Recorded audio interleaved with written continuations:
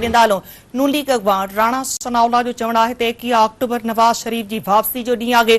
तंजीमी उहदेदार 21 अक्टूबर वाले टास्क के अहमियत ॾियनि। मुल्तान में वर्कर्स कन्वेंशन के खिताब कंदे राणा सनाउल्ला जो चवण है नून लीग अॻु बि मुल्क के बहरान मां कढियो, हाणे भी कढी ॾेखारींदी। हुन चयो त नवाज शरीफ के हटाए मुल्क के बहरान तरफ़ धिकियो वियो। 2018 खां 2022 ताईं मुल्क के तबाह कयो वियो। संदसि चवण हो त नून लीग हमेशा मुल्क के बहराननि मां कढियो आहे। हुन चयो त मौजूदा सूरत हाल में अवाम ॾुखियाईनि खे मुंहुं ॾेई रहियो आहे। अहम ख़बर खां अवां खे अपडेट कयूं पिया, अवां खे आगाही ॾींदा पिया हलूं त नून लीग अगवान राणा सनाउल्ला जो चवण है 21 अक्टूबर नवाज शरीफ की वापसी जो ॾींहुं आहे।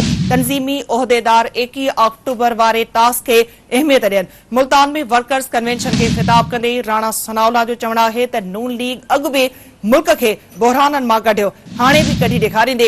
हुन चयो त नवाज शरीफ के हटाए मुल्क के बहरान तरफ़ धिकियो वियो। 2018 खां 2022 ताईं मुल्क के तबाह कयो वियो। संदसि चवण हो त नून लीग हमेशा मुल्क के बहराननि मां कढियो आहे।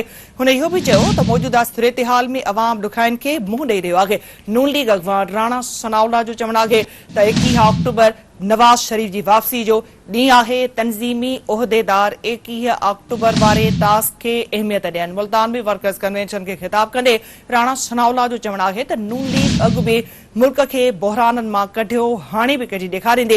हुन चयो त नवाज शरीफ के हटाए मुल्क के बहरान तरफ़ धिकियो वियो। 2018 खां 2022 ताईं मुल्क के तबाह कयो वियो। संदसि चवण हुयो त नून लीग हमेशा मुल्क के बहराननि मां कढियो आहे। हुन चयो त मौजूदा सूरत हाल में अवाम ॾुखियाईनि खे मुंहुं ॾेई रहियो आहे।